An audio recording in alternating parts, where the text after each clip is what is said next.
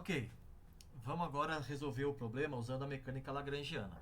A gente vai ver que para esse problema a mecânica lagrangiana é bem mais complicada, porque é um problema muito simples, né? A vantagem da mecânica lagrangiana aparece, fica evidente quando a gente tem um problema bem complicado. Mas nesse caso vamos ver apenas como ilustração para mostrar a maneira de se usar a mecânica lagrangiana, a maneira de trabalhar com ela para obter o mesmo resultado que a gente obteria na mecânica newtoniana, tá? Vamos começar fazendo, e essa é a metodologia. Vamos começar fazendo uma análise dos graus de liberdade, né? A gente tem duas partículas, né? A massa Mzão, a massa Mzinho. Portanto, a gente tem 6 coordenadas totais para representar e para identificar a posição de cada partícula, né? Por exemplo, XYZ da partícula Mzão e XYZ da partícula Mzinho. 6 coordenadas no total. E vínculos, quantos a gente tem? Bom, em primeiro lugar, como um problema plano, né, as massas Mzão e Mzinho só se movem nesse plano aí da polia, as coordenadas Z são zero. Então a gente já tem dois vínculos dizendo que as massas não podem sair desse plano, ou o centro de massa delas não sai do plano. O segundo vínculo é que as coordenadas x das duas massas é constante, porque as partículas, as massas, só se movem na vertical, elas só se movem para cima ou para baixo. A coordenada x, que seria na direção horizontal, né, não muda, portanto é um vínculo também, mais dois vínculos aí. E por fim, o último vínculo é esse que eu acabei de falar, que uma sobe e a outra desce, ou seja, as alturas das duas massas, y1 e y2, que eu desenhei aqui na figura, tem relação uma com a outra, porque o fio é inextensível, o fio não se deforma. Então, se o comprimento do fio é L,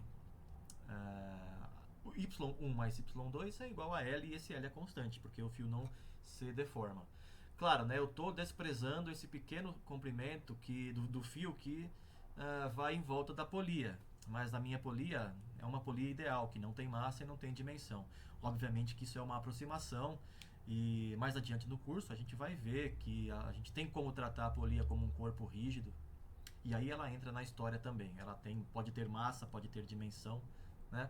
Mas por enquanto a nossa polia é uma polia ideal que serve só para transmitir tensão sem causar nenhuma influência além disso no movimento dos blocos, tá? Bom, contando os vínculos, você vai perceber que a gente tem 5.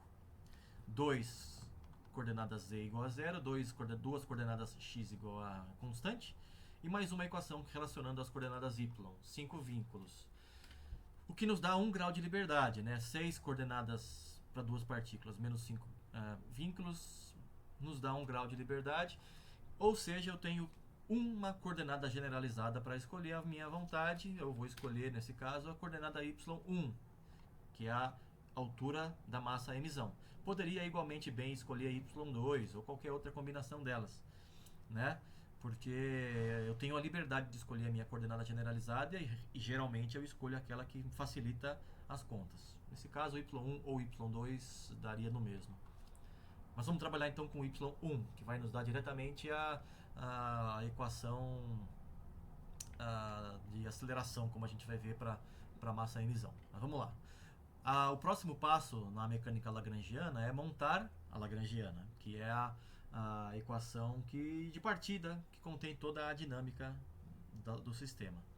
Para montar a lagrangiana, a gente precisa da energia cinética e da energia potencial. Vamos começar pela energia cinética, por uma questão de preferência. Poderia começar também pela potencial, né, sem nenhuma diferença para o cálculo da lagrangiana. Vamos lá.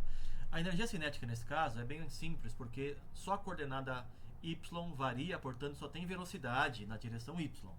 y1 ponto é a velocidade da massa Mzão, y2 ponto é a velocidade da massa Mzinho, e a soma de 1 meio de Mzão e velocidade do Mzão ao quadrado mais 1 meio de Mzinho, velocidade de Mzinho ao quadrado, nos dá a energia cinética.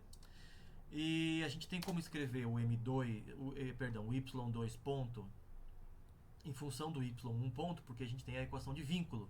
Essa daqui que está aqui, y1 mais y2 igual a L, se a gente deriva se a gente deriva em relação ao tempo, o y2 ponto é igual a menos y1 ponto, né? Porque o L é constante, então ele não tem derivada. A derivada é zero. Você pode derivar de novo se você quiser depois calcular a aceleração de cada bloco, né? essa equação, que é a derivada dessa daqui, que era a derivada dessa, essa equação aqui no final, é a relação entre as acelerações das duas partículas. A gente vê que a aceleração da partícula 2, que é mzinho, é menos a aceleração da partícula 1, que é mzão. Ou seja, novamente, está indicando que uma sobe e a outra desce, né? Uma aceleração é para baixo, outra para cima, assim como essa daqui diz a mesma coisa em relação às velocidades. A velocidade da partícula 2 é menos a da partícula 1, né? Ou seja, se uma sobe, a outra desce. Mas, para a energia cinética, o que a gente precisa é calcular y2 ponto ao quadrado. Então, a gente pega essa equação, eleva ao quadrado, o sinal de menos acaba desaparecendo, né? y2 ponto ao quadrado é igual a y1 ponto ao quadrado. Quando a gente substitui isso na equação da energia cinética, e simplificando um pouquinho, é fácil de ver que essa aqui é a expressão para a energia cinética. É 1/2 da soma das massas, ou seja, a média das massas, vezes a velocidade ao quadrado. Tá? O próximo passo agora é calcular a energia potencial. A gente já tem a cinética, falta a potencial. Vamos adotar como referência para o potencial essa linha vermelha que eu coloquei aqui na figura, né? A caneta está apontando para isso. A partir daí que eu vou medir a energia potencial. Fazendo isso, ela é dada por menos mgy1, partícula 1, menos mzinho gy2. Acabei cortando aqui o y2, né? Mas a altura da massa mzinho é y2. E o sinal de menos que aparece aqui é porque as massas estão abaixo do referencial, né? A energia potencial é sempre mg vezes a altura, mas a altura é negativa porque está abaixo do referencial, então tem o sinal de menos. De novo, a gente usa o vínculo para eliminar y2, que não é uma coordenada independente. A gente usa essa equação de vínculo, né, que é L menos L1, y2. Substitui na equação, estou fazendo isso aqui, né, já tirei a figura para a gente não precisa mais dela. Então, copiando aqui, ó, potencial é menos mgy1 menos mzinho g y2, que é o L menos ly1. Simplificando isso, eu posso colocar nessa forma, tá? E aí monto a lagrangiana, que é cinética menos potencial. Só copio aqui energia cinética, tiro o sinal de menos porque eu estou multiplicando por menos 1, né? Por ter menos v. Tenho aqui a lagrangiana, completa do sistema de duas massas da máquina de Atwood. Tá? Uma vez encontrada a lagrangiana, a gente vai para a etapa de obtenção das equações de Lagrange. E aqui está a equação de Lagrange genérica para qualquer coordenada generalizada Q1, QI, né? Qualquer QI. No nosso caso, essas derivadas são del L del Y1 ponto, nosso QI é o Y1, né? E o del L del QI é o del L del Y1. Então a gente vai pegar, só tem uma equação de Lagrange nesse caso, porque só tem um grau de liberdade. E aqui está a nossa lagrangiana, vamos encontrar essas derivadas parciais. Veja lá, ó. Aqui está a lagrangiana, tem uma parte cortada, já vou mostrar porque eu cortei. Essa está aqui, ó. Derivada disso aqui tudo em relação ao y1 ponto, é 1/2 de mzão mais mzinho, vezes 2y1 ponto. Simplificando, cortando 2 de cima com de baixo, dá isso daqui. O outro termo que aparece aqui não depende de ninguém, é uma constante, né? Vamos ver agora a derivada em relação a y1. Essa aqui não depende de y1. Esse termo aqui, a derivada em relação a y1 é m menos m, mzão menos mzinho, g, né? E aqui é constante, não interfere em nada. Então veja que qualquer constante que aparece na lagrangiana acaba sumindo na equação de Lagrange, porque é a constante, as derivadas parciais não interferem em nada com essa constante, ou essa constante não interfere, né? Tá, então a gente poderia ter ignorado essa constante aqui, escrever o potencial, né? Simplesmente como essa primeira parte aqui. Não faz nenhuma diferença somar ou subtrair constantes ao potencial. Eu vou falar isso mais tarde para ficar ainda mais claro e vocês receberem a mensagem mais contundente. Bom, montando a equação de Lagrange, né? Ou seja, ddt da derivada del L del Y1 ponto, que é isso aqui, menos del L del Y1, que é isso daqui, tem que ser igual a zero. Agora vira um problema de álgebra, de cálculo 1. Calculando essa derivada, né? Mzão mais mzinho é constante, derivada de y1 ponto é y1 2 pontos. E passando isso aqui para o outro lado, m menos mzinho g. E aí a gente isola o y1 2 pontos para obter a aceleração do bloco de massa mzão. Tá aí a resposta. Tá? Essa daí é a aceleração que se vocês olharem no vídeo anterior, vocês vão descobrir que é a mesma resposta, né? Essa é a aceleração de descida da massa mzão. Óbvio, né, que nesse caso aqui do método de Lagrange, a gente teve muito mais trabalho, né? Deu muito mais trabalho para encontrar a resposta do problema, mas isso era esperado porque o problema é simples e o método de Lagrange é ideal para problemas mais complicados. Mesmo assim, a gente obteve a resposta correta.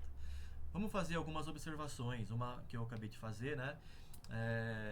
Que a gente pode ignorar qualquer termo constante que aparece na Lagrangiana, que geralmente vem da energia potencial, né? Porque o potencial é aquele que eu tenho uma referência que eu posso escolher onde eu quiser. Dependendo do ponto de escolha do referencial da energia potencial, aparecem constantes e eu posso simplesmente ignorar, né? Para calcular as derivadas parciais, já que eles não contribuem em nada para as derivadas parciais. Como vocês podem ver aqui na Lagrangiana, esse último termo aqui é uma constante. Quando a gente calcula as derivadas parciais em relação a y1 ponto ou em relação a y1, isso aqui sempre não interfere em nada. Então a gente poderia já ter ignorado esse termo. Bom, a segunda observação é se a gente quiser calcular a aceleração da partícula 2, da massa mzinho. Aqui a ponta da caneta está apontando para a equação que eu tinha já mostrado antes, que a aceleração da partícula 2, que é o mzinho, é menos da partícula 1, que é o mzão. Então significa que y1 2 pontos e y2 2 pontos, que são as duas acelerações, têm os sinais opostos e mesmo módulo. Se mzão desce, mzinho sobe e vice-versa. A última observação é o que acontece se as duas massas são iguais, se mzão é igual a mzinho. Se você observar a equação obtida para a aceleração, fazendo mzão igual a mzinho, a aceleração y1 vai ser zero e, portanto, a y2 também. Então, a massa mzão e a massa mzinho estão em equilíbrio. A gente chama isso de equilíbrio, né? Vocês sabem. E pode ser dinâmico ou estático. Ou seja, ele pode estar em repouso, as duas massas podem estar paradas em relação à polia, nem subindo nem descendo, em equilíbrio estático. Ou se alguma delas está com velocidade constante, a outra vai estar também com velocidade constante. Se uma está subindo, a outra desce sem acelerar. Tá? Então existe um equilíbrio dinâmico nesse caso. Tá bom? Então essa foi a solução da máquina de Atwood usando a mecânica lagrangiana. Na sequência, em um próximo vídeo, eu vou resolver um problema mais complicado. E aí sim é possível que vocês vejam a vantagem de usar a mecânica lagrangiana. Tá? Então até a próxima.